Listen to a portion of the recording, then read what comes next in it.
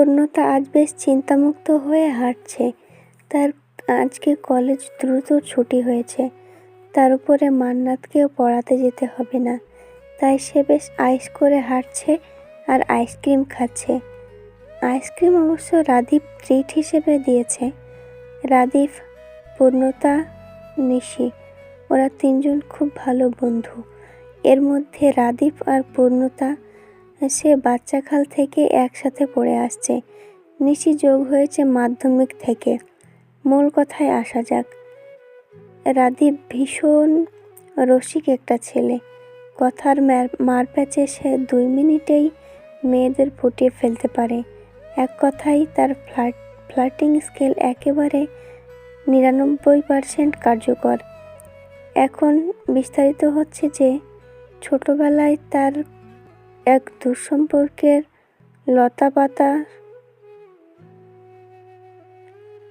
লতাপাতার ফুপু আর সে একই ক্লাসে পড়তো। যখন তারা 5ম শ্রেণীতে পড়তো তখন তার স্বাভাবিক ভাষায় প্রেম করত। কিন্তু যাই হোক, তাদের প্রেম টেকেনি। কালকে রাতে নাকি রাদীপ তার সেই পিচ্চিকালের প্রেমিকাকে স্বপ্নে দেখেছিল। বের হয়েই বলল, আজকে তোরা আমার কাছ থেকে কি খাবি বল।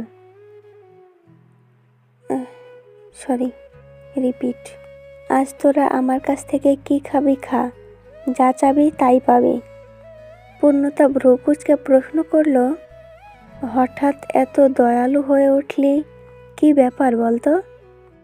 রাদীপ হাত প্রসারিত করে বলল, আজ আমি অনেক খুশি। কি জন্য খুশি তা বলা যাবে না, তাই কথাটা এড়িয়ে গেল। নিশি চিপস আর পূর্ণতা আইসক্রিম নিল। পূর্ণতা একটু বিচলিত হয়ে প্রশ্ন করল, রাদীপ, চাপ একটু বেশি দিয়ে দিলাম নাকি? রাদীপ মাথা নাড়ল। 1000 টাকার নোট বের করে বলল, আরে না না, ব্যাপারে না। আজ যদি তোরা 1000 টাকা চাইতি তো 1000 টাকাই দিয়ে দিতাম। নিশি আফসোসের সুরে বলল, আগে বলতি। আচ্ছা, এখন আমি 1000 টাকাই নেব। আসছে সুযোগ একবারই। ওরা কথা বলতে বলতে হাঁটা দিল। বাড়ি তাদের বেশ দূরে হওয়াতে তারা মিল মতো অটো পাচ্ছে না। নিশি বলল, আচ্ছা, আমরা হাঁটতে হাঁটতেই এগোই। উপজেলা স্বাস্থ্যকেন্দ্রের ওই দিক দিয়ে, তারপর গাড়ি পেয়ে যাব আশা করছি। ওরা সম্মত হলো। ওই দিক দিয়ে হেঁটে যাওয়া তাদের বান্ধবী দলের সাথে যুক্ত হলো। কথা বলতে বলতে পথ দ্রুত শেষ করা যায়। হুট করে পূর্ণতা বলল, ভাই, ওই হসপিটালের একজন সেই ডাক্তার আছে। একজন প্রশ্ন করল, তোর ক্রাশ? পূর্ণতা ভেবে বলল, ভালো লাগে বেটাকে, তবে সে বিবাহিত। সবাই আফসোসের সাথে আর্তনাদ করে উঠল। পূর্ণতা বলল, আরে আরও আছে, শোন। কাল ওই লোকের সাথে আমার রেস্টুরেন্টে দেখা হয়েছিল। আরেকজন বলল, ইস, আই ফিল ইউর পেন পূর্ণতা। একজন বলে উঠল, তোর ছ্যাঁকা খাওয়ার লাভ স্টোরি বলতো পূর্ণ বলতে লাগলো, আমি একদিন দাঁতের ডাক্তার দেখাতে এসেছিলাম আম্মুর সাথে। তারপর যথারীতি চেম্বারে গেলাম। ওমা, গিয়ে দেখি এক সুদর্শন লোক বসে আছে। সে যদিও ফোনে কথা বলছিল, আমাদের দেখে মিষ্টি করে বলল, প্লিজ একটু হোল্ড করুন, পরে কল করছি। আমি ওই লোকের দিকে চোখ বড় বড় করে তাকিয়েছিলাম, মূলত বোঝার চেষ্টা করছিলাম। এর মধ্যে আম্মু ওই লোকটাকে ঠিক কী বলল আমি জানি না। আম্মু আমাকে নিয়ে আস্তে আস্তে বলল, চল। আমি অবশ্য বুঝিনি ডাক্তার কেন দেখায়নি, তবে তা যা জানতে চেয়ে আম্মুকে বললাম, ডাক্তারটা সুন্দর তাই না আম্মু?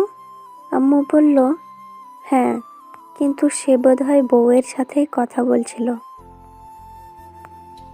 ওই আর কি, আমার মন ভেঙে গেল। কালকে আমার বোন এসেছিল ডাক্তার দেখাতে। ওই ডাক্তারকে নাকি দেখেছিল।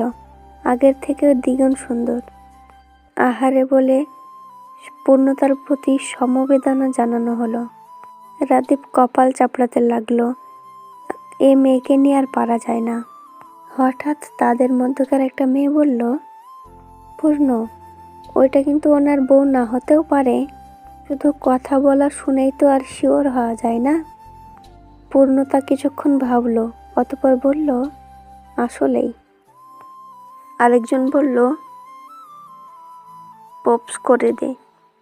বিকৃতি অর্থে প্রপোজকে পোপস বলা হয়। কিন্তু একজন কটাক্ষ করে বলেই ফেলল, থাকুক আর না থাকুক, তবে তার নিশ্চয় তোর চেয়ে দ্বিগুণ যোগ্যতার কেউ আছে, তুই না। পূর্ণতা একটু অবাক হলেও কিছু বলেনি।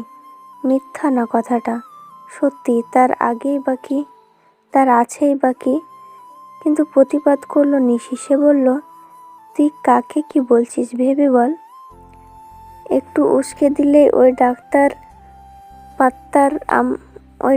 পাক্তার আমাদের পুণ্যের পিছু ঢ্যাং ঢ্যাং করবে। এই নিয়ে মেয়েটার সাথে নিশির কিছু কথা কাটাকাটি হয়ে গেল। পূর্ণতা তাকে এক পর্যায়ে থামাতে সক্ষম হলেও বিষয়টা মিটল না। কেউ বলল পূর্ণতাকে এভাবে বলা ঠিক হয়নি, কেউ বলল ভুল কিছু বলেনি। তখন একজন শান্তিকামী মেয়ে বলে উঠল, পূর্ণ, তুই ওই দিনের ডেয়ারটা বাকি রেখেছিলি, তাহলে ডেয়ারটা নিয়ে ওই ডাক্তারের কাছে একটু কনভারসেশন ক্রিয়েট করার, অবশ্যই চেম্বারের বাইরে। সিম্পলি কথাবার্তা আর কি। ওর কথার ফের জবাবও দেওয়া হবে, ডেয়ারও ডান হবে। রাতে বিড়বিড় করে বলল, দুই তালে ঢোল পেটালো। পূর্ণতা হ্যাঁ বা কিছু বলার আগেই নিশি গদগদ হয়ে হ্যাঁ বলে দিল। পূর্ণতা যার পরে নাই বিরক্ত, সে সব ঝামেলায় যেতে চায় না। সাহস নেই, ব্যক্তিগত ইচ্ছাও নেই। এ নিয়ে ওদের মধ্যে একটা জটলা বেঁধে গেল। সর্বশেষে পূর্ণতা রাজি হলো, খানিকটা কথা বলতে হবে। যে কোনো ব্যাপারে এটাই কঠিন কিছু নেই।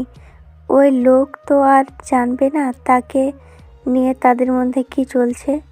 কিন্তু ওই লোক যে পরিমাণে জাদরেল, ইয়া মাবুদ। পরে ঠিক হলো, আগে হসপিটালে গিয়ে তার সম্বন্ধে ভালো মন্দ খোঁজ করা হবে।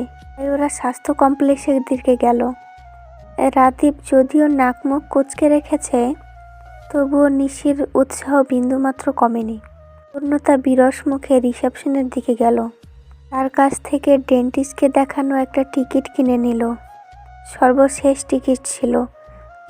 যথারথ পূর্ণতার পালা আসতেই সে ভিতরে ঢুকে গেল। নিশি বেস্ট অফ লাক জানালো, খুশিতে গদগদ হয়ে। তার ধারণা পূর্ণতা ডাক্তারের সাথে একদম বিয়ের ডেট ফিক্স করে তবে বের হবে। পূর্ণতা ডাক্তারকে দেখেই চোখ পিটপিট করতে লাগলো। তরুণ ডাক্তারও তাকে দেখে একই প্রতিক্রিয়া পেশ করলো। অতঃপর বলল, জি বসুন। পূর্ণতা না বসতেই জবাব দিল, আসলে। হ্যাঁ, কি আসলে? পূর্ণতা এবার টুপ করে বসে পড়ল। অতঃপর ভেবেচিন্তে বলল, আপনারা কয়জন ডেন্টিস্ট এই হসপিটালে রোগী দেখেন? 2 জন। তাদের একটু দেখানো যাবে প্লিজ? ডাক্তার রাশেদ কৌতূহল বোধ করলো। ফোন বের করে সিনিয়র ডাক্তারকে দেখালো। পূর্ণতা হতাশ হলো, মাথা চুলকে বলল, আসলে আমি এখানে একজন সুদর্শন ডাক্তারকে বসতে দেখেছি।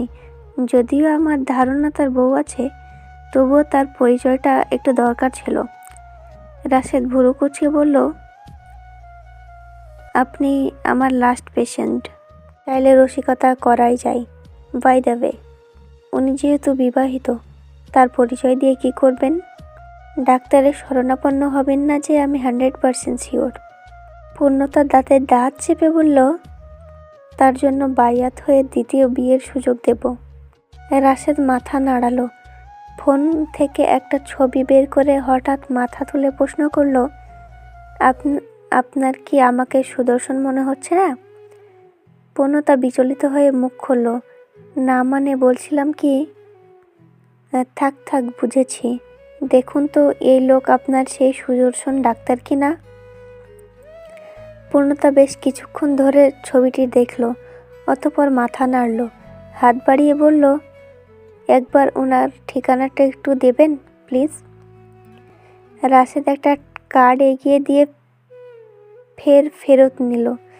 চোখ ছোট ছোট করে বলল, দেখুন আপনি রোগী, দেখুন আপনি আমার রোগী। আমার নৈতিক দায়িত্ব হচ্ছে আপনাকে সাহায্য করা।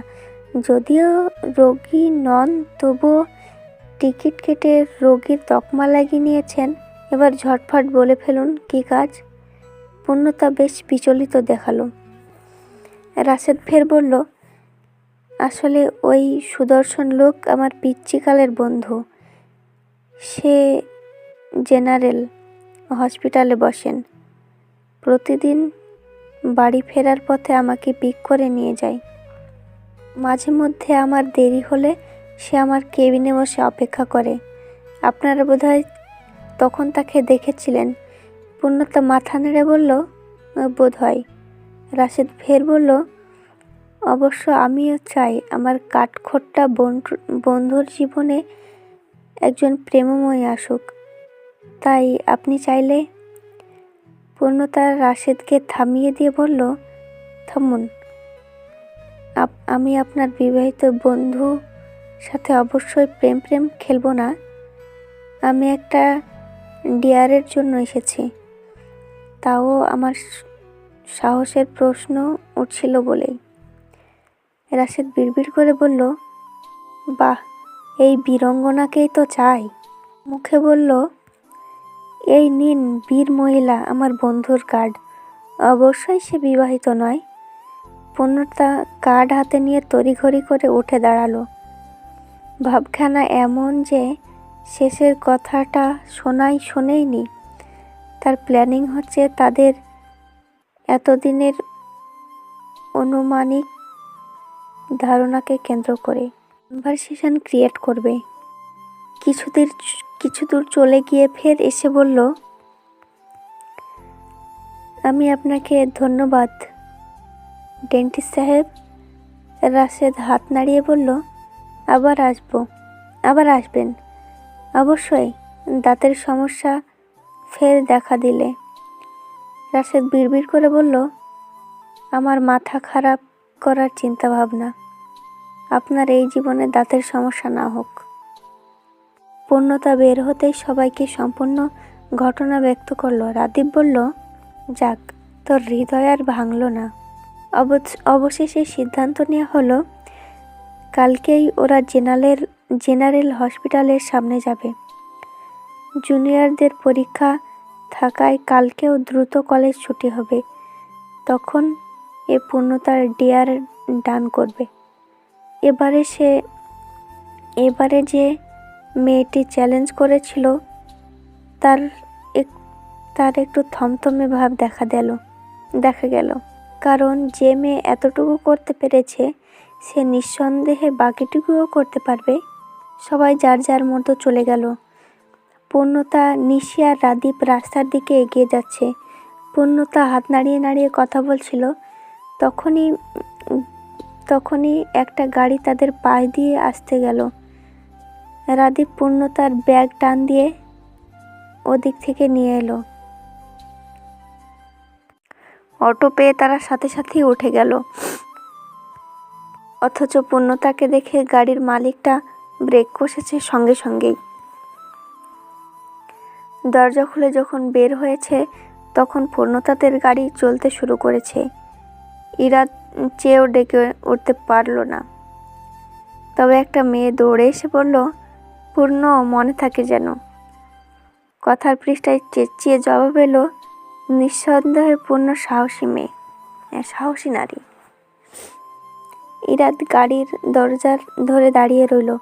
আফসোস লাগলো আজও ডায়েরিটা দিতে না পারায়। তাদের কথোপকথন আর কর্মকাণ্ডে দেখে কপালে ভাঁজ পড়ল। মাথা নেড়ে আনমনে বলে উঠল, পূর্ণ পূর্ণ পূর্ণদাস সাহসী নারী, ইন্টারেস্টিং। হসপিটালের সামনে দাঁড়িয়ে পায়চারি করছে পূর্ণতা।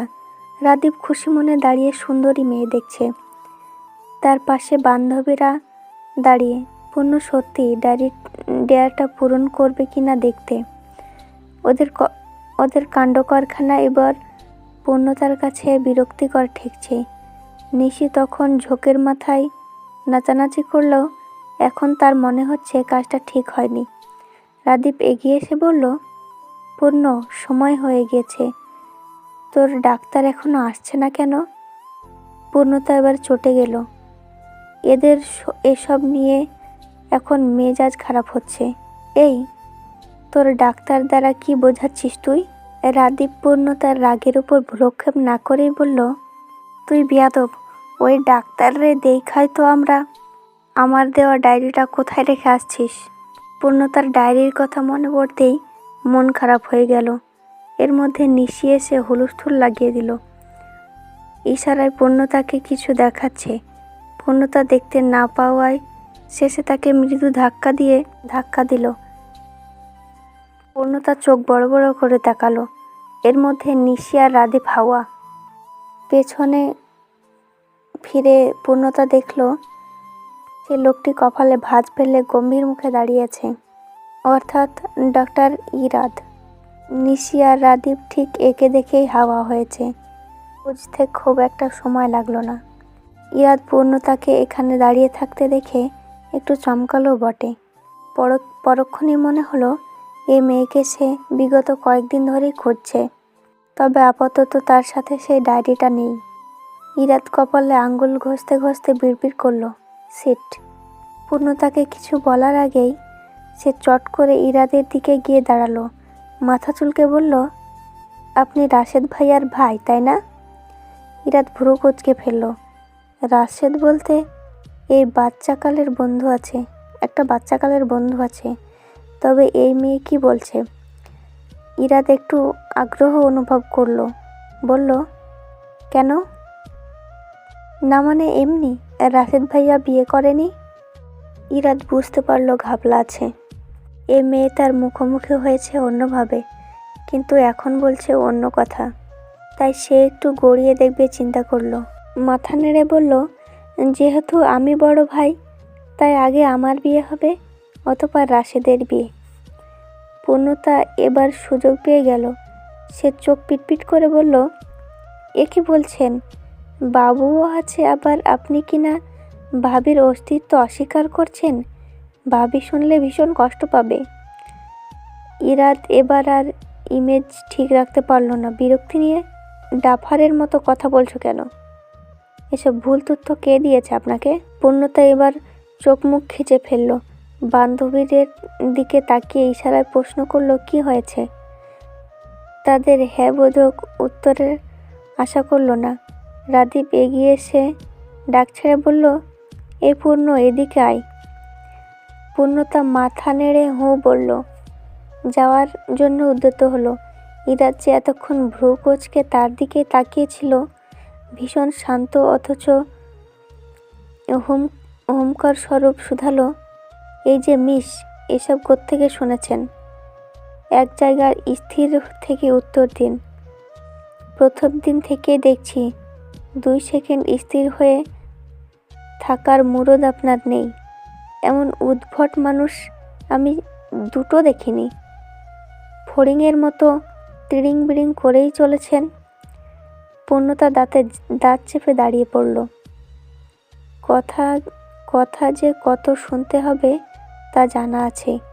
এই লোক শুধু শব্দকে হাঁটার জন্য তাকে সেদিন শব্দ করে হাঁটার জন্য তাকে কত কথা শুনিয়েছিল, আর আজকে তো কনভারসেশন ক্রিয়েট করছে রীতিমতো।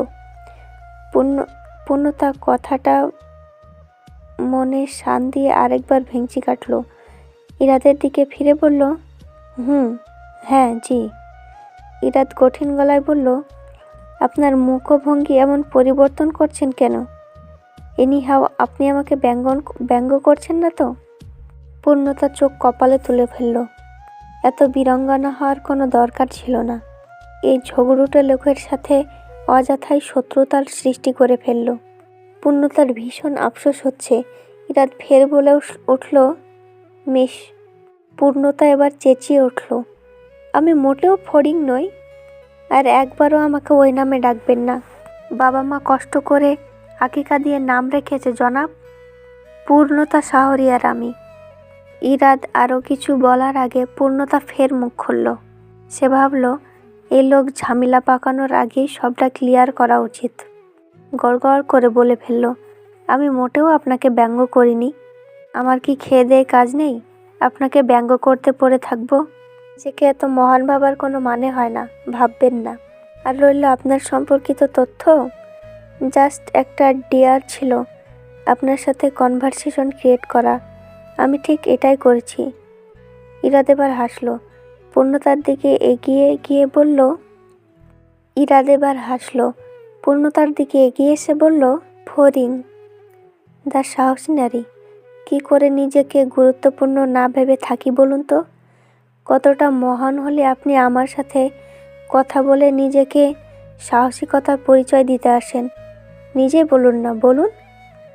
পূর্ণতা ভ্যাবাচেকা খেয়ে গেল। সে বিড়বিড় করে উচ্চারণ করলো, কেটে পড় পূর্ণ, কেটে পড়। কিছুক্ষণ ইরাদের দিকে তাকিয়ে অযথা দাঁত কিলিয়ে হাসার ভান করলো।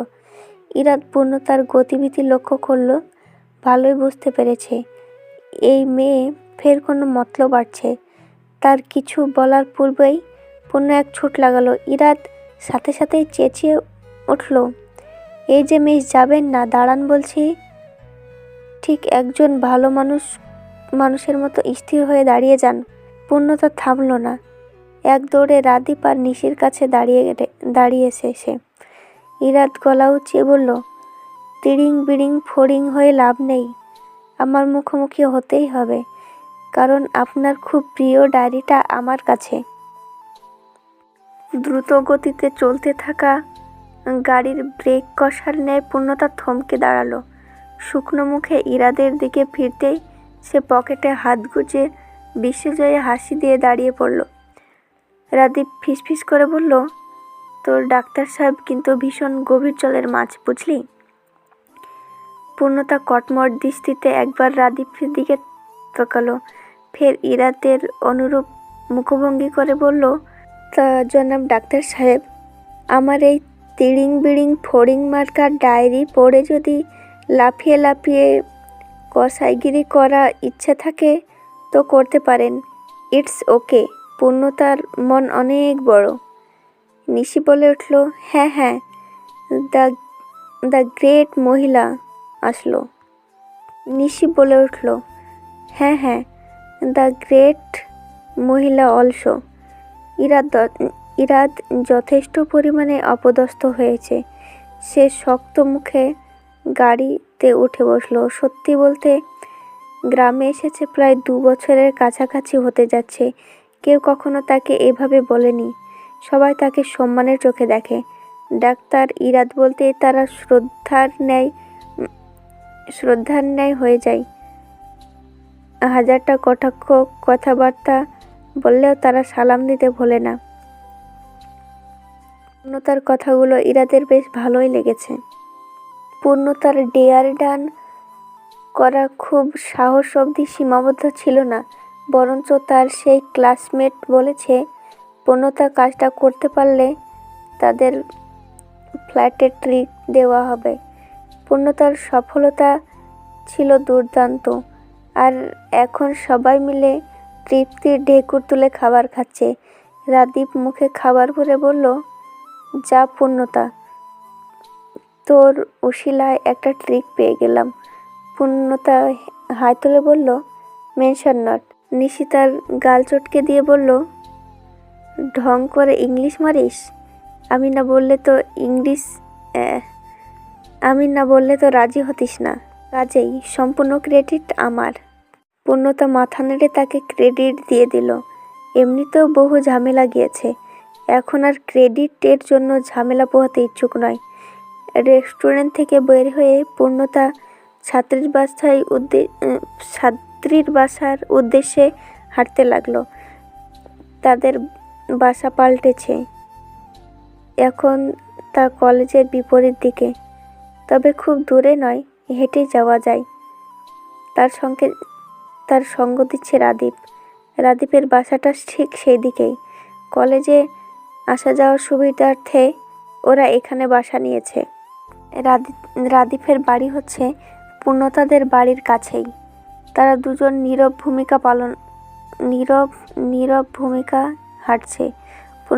পূর্ণতা হঠাৎ করে বলে উঠল, এই শোন, 1000 টাকা দিয়ে একটা ভালো পাঞ্জাবি পাবো তো? পূর্ণতা কিছুক্ষণ তাকিয়ে থেকে বলল, কিন্তু তোর তো বয়ফ্রেন্ড নাই, তুই সিঙ্গেল জনগোষ্ঠী। পূর্ণতা যার পরনেই বিরক্ত হয়ে বলল, সবাইকে নিজের মতো ভাবিস কেন আজব? পাঞ্জাবি কেনার জন্য বয়ফ্রেন্ড থাকা আবশ্যক না। আমি আব্বুর জন্য একটা পাঞ্জাবি কিনবো, আগেরটা প্রায় নষ্ট হয়ে গিয়েছে। আব্বু তো জুম্মার নামাজে পাঞ্জাবি পরে যায়। রাদীপ মাথা নাড়ল যে পাওয়া যাবে। পূর্ণতা তাকে বিদায় জানালো হাত নেড়ে আর বলল, তবে আরেকদিন যাব সময় করে, হ্যাঁ? রাদীপ মাথা নাড়ল। তুই আঙ্কেলের পাঞ্জাবি সাইজ দেখে আসিস। পূর্ণতা মাথা নাড়িয়ে সাই দিল। হাঁটতে হাঁটতে হিসেব কষতে লাগলো, এ মাসে কত টাকা পাবে। প্রাইভেট ফি, কলেজের বেতন দেওয়ার পর আগে যেমন টাকা টেনে টুনে 1500 হয়েই যায়। সামনে ঈদ, আব্বুকে একটা পাঞ্জাবি আর আম্মাকে একটা কাতান শাড়ি কিনে দেওয়ার চিন্তাভাবনা আছে। যদিও ঈদের মাসখানেক দেরি, তবুও তার ক্ষুদ্র সম্বলের জন্য আগে থেকে যোগান দিতে হবে। যদিও নিজের জন্য একটা বোরকা আর এক জোড়ো জুতো কেনার খুব দরকার ছিল, পরবর্তীতে ভাবলো থাক, এই বোরকা দিয়ে টেনে টুনে আরও কয়েকদিন চলবে, আর সামনে ঈদে আব্বু জুতো কিনে দেবে। ব্যাস, পূর্ণতা হিসেব মিলে গেল। সে খুশি মনে হাঁটতে লাগলো। এক পর্যায়ে কিছু একটা ভেবে ব্যাগের খুচরো টাকাগুলো গুনে নিল। 80 টাকা হয়েছে। আর একদিন টিফিনের টাকায় 100 তো হয়ে যাবে। পূর্ণতার সব চিন্তাভাবনা আপাতত টাকা জমানোর কেন্দ্রবিন্দুতে জমা হলো। সে বেজায় খুশি। যাক, 100 টাকার আগানো গেল। খুশি মনে রাদীপের দেওয়া কোল্ড ড্রিঙ্কসটা খেতে খেতে এগোতে লাগলো। ছেলেটা আজ তার রেস্টুরেন্ট থেকে আসার ভাড়া দিয়ে দিয়েছে। মাঝে মাঝে দিয়ে দেয়, তাই তো খুচরো টাকাগুলো জমেছে। মনে মনে রাদীপের জন্য একটু দোয়া করে দিল। তার এই ক্ষুদ্র আনন্দ সামাল দিতে গিয়ে টেরই পেল না যে একজোড়া তীক্ষ্ণ দৃষ্টি তাকে দেখছে, যে চাহনিতে বিস্ময় রাগ দুটি অনুভূতি মিশ্রিত হয়ে একাকার হয়ে আছে।